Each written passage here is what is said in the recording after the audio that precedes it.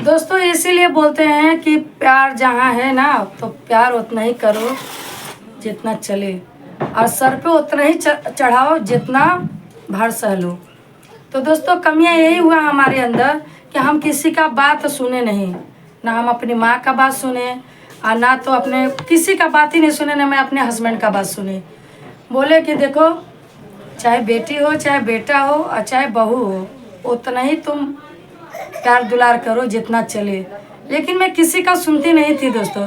कपड़ा धोती थी ना तो भी लोग बोलते थे अरे ऐसी कैसी सास और बहू का रिश्ता है कि तुम कपड़ा धो के अपनी बहू का दे रही हो। अरे तबीयत खराब है तो चल जाएगा, जब तबीयत नहीं ठीक है तो अपना कपड़ा धो के नहीं डाल पाएगी।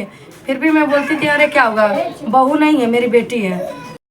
नमस्कार, बहुत बहुत स्वागत है हमारे ब्लॉग में आप लोगों का।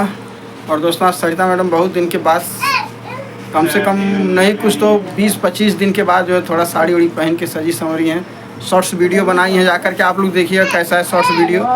बाकी दोस्तों आप लोग से हाथ जोड़ के मदद और निवेदन कर रही हूँ कि आप लोग प्लीज़ दोस्तों सपोर्ट कीजिए, क्योंकि ये देखिए ये जो हमारे घर के क्या दोस्तों, ये दूसरे घर की है, बिटिया की बेटी है तो समझ लीजिए नतनी है, तो ये लक्ष्मीना है और ये अपने दादी के घर की लक्ष्मी है। फिर भी मैं आप खुद बोलती हूँ जब इसकी दादी नहीं रखती हैं तो हमारे घर पे की लक्ष्मी है, लक्ष्मीना है। तो दोस्तों इसीलिए इन लोग को संभालना। दोस्तों इतनी छोटी सी जान है लेकिन इसके भविष्य की चिंता जान लीजिए इतनी ज़्यादा रहती है, क्या बताएं। इसके बाप ऐसा ही कुछ कहने में रहा नहीं है, कुछ बुद्धियाँ नहीं काम करता है, क्या करें क्या ना करें। और ज़्यादा फैमिली ब्लॉग तो बनाते हैं लेकिन बहुत ज़्यादा कुछ ऐसी बातें जो आप लोगों के साथ हम शेयर नहीं करना चाहते हैं। लेकिन अब नहीं भी करेंगे तो फिर मान लीजिए ब्लॉग का मतलब ही क्या रह जाएगा।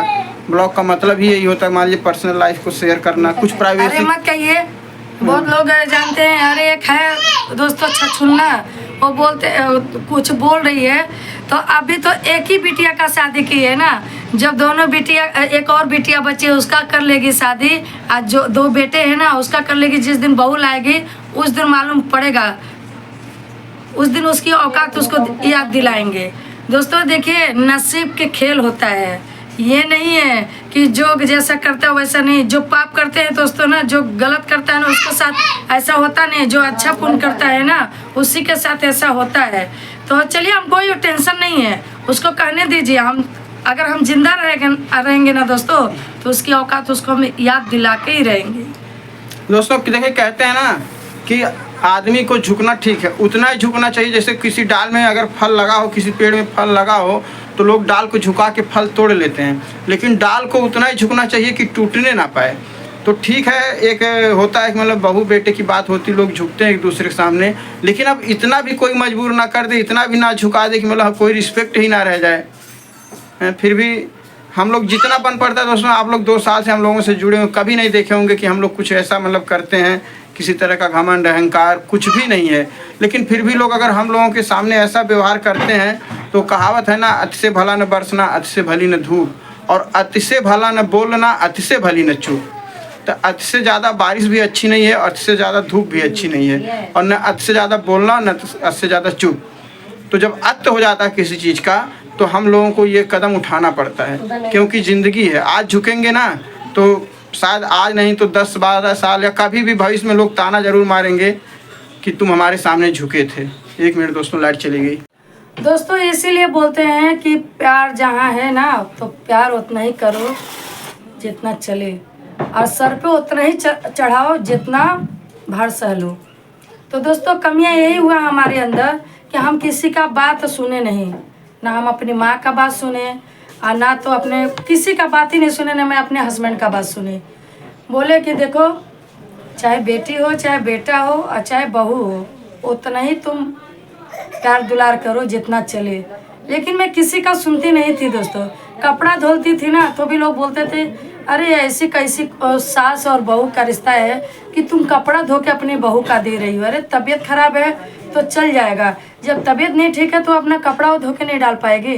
फिर भी मैं बोलती थी अरे क्या होगा, बहू नहीं है मेरी बेटी है, मैं कपड़ा धोऊंगी चलेगा, मैं ये सोचती थी। लेकिन दोस्तों आज तक सुने होंगे बोलते ना मैं दहेज 1 रुपया नहीं ली, 1 रुपया, और ना तो गोड़ धरा हुआ साड़ी होता है दोस्तों वो ली हूँ। मोटरसाइकिल तो छोड़िए, मैं साइकिल भी नहीं ली हूँ। हाथ का घड़ी नहीं मिला है लड़के को हमारे, कुछ नहीं मिला है दोस्तों। हम बोले हम मिला नहीं, हम मांगे नहीं। हम बोले चलो उसके बाप पापा नहीं है, वो कहाँ से बेचारी देगी। बेचारी बेचारी करते करते दोस्तों हमारे सर पे माँ और बेटी तंदन मचाने लगी दोस्तों। ये हाल कर दी वो लोग। रही बात दोस्तों कि यहाँ पर अपने बेटी का घर बसाने के लिए, उसको संभालने के लिए 4 महीना रह न गए, हमारी बहू रानी का पंख आ गया उड़ने के लिए। और उसको पंख कौन उगाया मालूम है? उसकी अम्मा। क्योंकि दोस्तों अभी एक ही लड़की का शादी की है, दहेज लगा नहीं। अभी तो उसको पता है ही नहीं कि लड़की का शादी करने में कितना लगता है पैसा।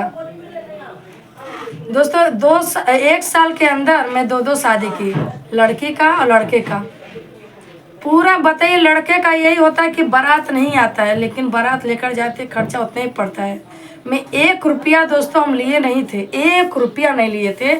हम इतना बोल दिए थे कि 50-60 लोग आएंगे, उतना बरतिया लोग का इज्जत मेरा रख देना, खिला देना।